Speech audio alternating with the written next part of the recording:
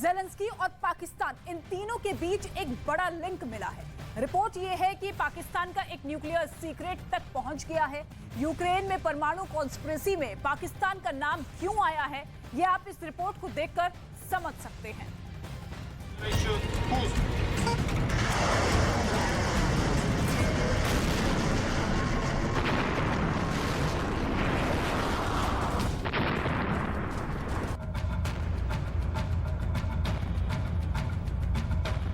Pakistan atom bomb का सौदा कर रहा है।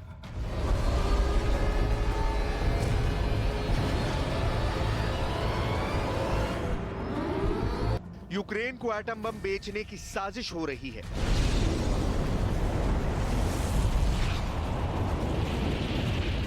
क्या पाकिस्तान एटम बम की टेक्नोलॉजी यूक्रेन को देने की फिराक में है?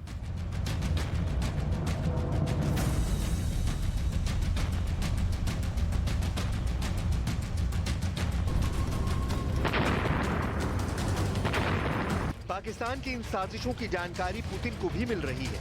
पाकिस्तान की पल पल की हरकत की जानकारी पुतिन के हेडक्वार्टर तक पहुंच रही है और पाकिस्तान को पुतिन ने अपने टारगेट पर ले लिया है। पाकिस्तान को दुनिया में झटका देने की तैयारी रूस ने कर ली है।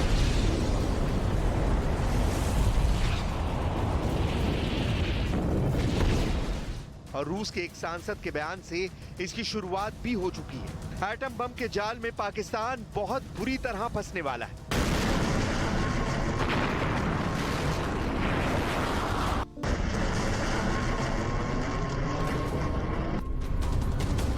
आखिर क्या है ये मामला? क्या यूक्रेन और पाकिस्तान के बीच एटम बम की डील हो चुकी है? और ये एटम बम आखिर कहां फटने वाला है?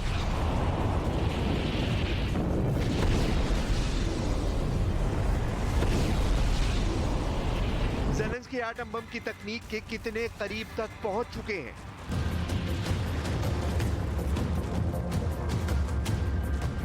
हर सवाल का जवाब आज हम आपको देने वाले हैं। दरअसल रूस के सांसद इगोर मोरोजोव ने एक बहुत बड़ा दावा कर दिया है। रूस के सांसद इगोर मोरोजोव का दावा है कि यूक्रेन और पाकिस्तान ने परमाणु हथियार बनाने की तकनीक के बारे में चर्चा हुई है। इगोर मोरोजोव का बयान इसलिए बहुत अहम है क्योंकि ये बयान इगोर मोरोजोव खुद अपनी मर्जी से नहीं दे सकते हैं। इगोर मोरोजोव को पुतिन के हेडक्वार्टर से हरी झंडी मिली है, तभी इगोर ने ये बयान दिया है। इगोर उन लोगों में से हैं जिन पर पुतिन भरोसा करते हैं। इगोर रूस की रक्षा कमेटी फेडरेशन काउंसिल के सदस्य हैं, जिसका पुतिन की सरकार में एक अहम रोल है।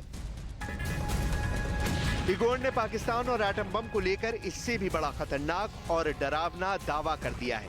इगोर की माने तो ज़ेलेंस्की के प्रतिनिधियों और पाकिस्तान के कुछ प्रतिनिधियों के बीच एक डील फाइनल करने की कोशिश हो रही है। यहां तक कि यूक्रेन के विशेषज्ञों ने पाकिस्तान की यात्रा की है और इस्लामाबाद से भी एक प्रतिनिधिमंडल यूक्रेन गया है ताकि परमाणु बम बनाने की तकनीक पर चर्चा की जा सके। क्या पाकिस्तान परमाणु बम यूक्रेन को बेचने का सौदा भी कर सकता है? इस पर आगे बात करेंगे, लेकिन पहले यह समझना जरूरी है कि यूक्रेन की आर्मी रूस की सेना पर जो गोले बरसा रही है उसमें तोप के मेड इन पाकिस्तान गोले भी मौजूद हैं।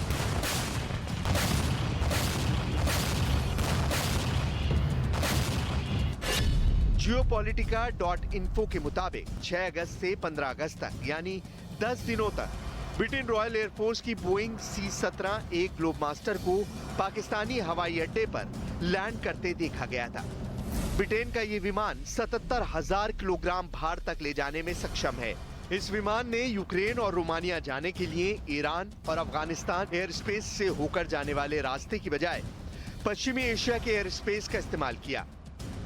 पाकिस्तानी एयरफोर्स के भी कई विमानों ने रोमानिया हवाई अड्डे पर लैंडिंग की है। एक्सपर्ट्स का मानना है कि इन विमानों के जरिए पाकिस्तानी ऑर्डिनेंस फैक्ट्री में बने आर्टिलरी गोले यूक्रेन भेजे गए हैं। यानी तोप के गोले तो पाकिस्तान यूक्रेन को बेच ही रहा है, तो क्या वो परमाणु बम का सौदा भी कर सकता है? पाकिस्तान एक फेल्ड स्टेट है, उसकी अर्थव्यवस्था पूरी तरह से कंगाल हो चुकी है और ऐसे में पाकिस्तान खुद को जिंदा रखने के लिए कोई भी आपराधिक वारदात को अंजाम दे सकता है, जिसमें एटम बम का सौदा भी कोई बड़ी बात नहीं होगी। नेटो ने भी एक रिपोर्ट में दावा किया है कि सऊदी अरब से लोन के बदले पाकिस्तान से एटम बम की डील हुई है। आगे इस डील का खुलासा भी करेंगे, लेकिन पहले बात पाकिस्तान की बेईमानी की। पाकिस्तान के वैज्ञानिक AQ खान पर पहले भी मिसाइल टेक्नोलॉजी उत्तर कोरिया और लीबिया जैसे देशों को बेचने के आरोप लग चुके हैं। AQ खान से इस पर सवाल भी पूछे जाते थे कि आखिर उन्होंने टेक्नोलॉजी बेचकर जो पैसे कमाए उसका क्या किया। AQ खान पर पाकिस्तान के अंदर इन आरोपों पर जांच भी हुई थी। जिंदगी में सबसे खुशी का लम्हा और गमज़दा लम्हा कौन सा था? जब मिसाइल फायर की 6 अप्रैल 98 को गौरी सक्सेसफुल रही, बेहद खुशी हुई। जब 28 मई को न्यूक्लियर एक्सप्लोजन हुए, बेहद खुशी हुई कि भाई हमने जो मेहनत की थी इतने बरसों वो कारामद रही। अल्लाह का शुक्र है कि पाकिस्तान ने एटॉमिक पावर बन गया। गमज़दा लम्हा कौन सा था? कम ज़्यादा तो बस यही है जो हमारे साथ सलूक किया, इससे बढ़ के और क्या होगा? इससे बढ़ के और कोई गमज़दा नहीं था। यानी गद्दार जो खुद गद्दार मुल्क को बेच दिया, पाकिस्तानी को बेच के पैसे लिए, वो मुहिब वतन है और हम गद्दार हैं। अब सवाल यह है कि क्या वाकई में इस वक्त ज़ेलेंस्की एटम बम बनाने की कोशिश कर रहे हैं?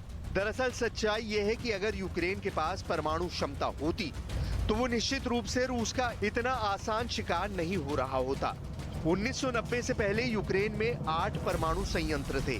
कई परमाणु संयंत्रों पर अब रूस ने कब्जा कर लिया है ताकि यूक्रेन परमाणु बम नहीं बना सके।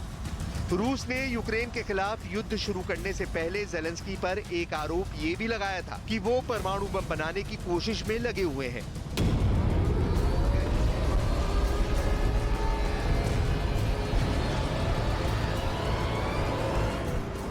Ukraine still has Soviet technologies and the means of delivering such weapons. We cannot fail to respond to this real danger. Russia is a responsible member of the international community, committed to its obligations of mass destruction weapons non-proliferation. Ukraine की संसद सदस्य रहे Paulo रिजाने ने कहा था कि हमने एक समझौते के कारण परमाणु हथियार छोड़ दिए। अब यूक्रेन में एक मजबूत भावना है कि हमने एक बड़ी गलती की है। हमें अधिक मजबूत यूक्रेन की आवश्यकता है। अगर आपके पास परमाणु हथियार हैं तो लोग आप पर आक्रमण नहीं करेंगे। रूस के खिलाफ चल रहे इस परमाणु गेम में अमेरिका का रोल होने से भी इंकार नहीं किया जा सकता है। अक्टूबर के महीने में दूसरे हफ्ते में अमेरिका के राष्ट्रपति जो बाइडेन का एक बयान सामने आया था जिसमें उन्होंने कहा था कि पाकिस्तान दुनिया का सबसे खतरनाक देश है। पाकिस्तान में अस्थिर राजनीतिक हालातों की वजह से परमाणु हथियारों का जखीरा गलत हाथों में जा सकता है। तब कैसे पाकिस्तान के न्यूज चैनलों पर यह ब्रेकिंग चली थी, जरा ये भी देखिए। बुलेटिन के आगाज में आपको बताएं कि अमेरिकी सदर के रूस यूक्रेन जंग पर गुफ्तगू के दौरान पाकिस्तान पर इल्जामात। पाकिस्तान दुनिया के खतरनाक तरीन ममालिक में से एक हो सकता है, ये कहना है अमेरिकी सदर का। पाकिस्तान के एटमी प्रोग्राम की कोई तरतीब नहीं, सदर जो बाइडेन की जानिब से ये भी कहा गया है। साल 2016 में ओबामा ने राष्ट्रपति रहते हुए कहा था कि पाकिस्तान के एटमी जखीरे पर पहरा होना चाहिए। दावा किया जाता है कि पाकिस्तान के कम से कम 12 आतंकी संगठन ऐसे हैं जो परमाणु हथियार हासिल करने की कोशिश कर सकते हैं। यूक्रेन या फिर किसी देश को परमाणु बम सप्लाई करने की बात पाकिस्तान के लिए कोई नई नहीं है।